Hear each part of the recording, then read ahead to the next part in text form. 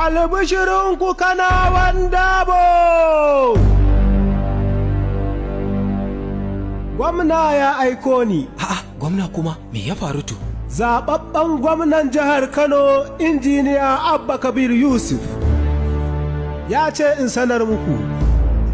Kasancewar jihar Kano gari ne mai ɗumbin tarihi da al'adun gargajiya tun shekara aru-aru, yaga ya kamata kuma ya dace a farfado da wa'annan al'adu da tarihi domin Kano ta ƙara amsa sunanta na ƙasar Hausa. Domin haka, kowa ya shirya da zuwan katafaren aikin gyaran Dala da Gwauron Dutse.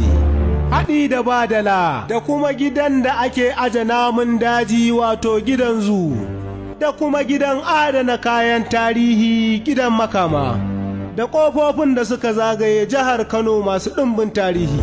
Kanawa za mu sha mamaki da al'ajabi da irin wa'annan ayyuka na raya al'adu da tarihi wanda mai girma zaɓaɓɓen gwamnan jihar Kano ke shirin yi yanzu, wanda zai jawo hankulan baƙi daga sassan duniya shigowa jihar Kano domin yawon buɗe ido. Gabas da yamma, kudu da arewa, larabawa da turawa da kuma yankin Asiya da ƙasashe da muke makwabtaka da su wato ƙasashen Afirka.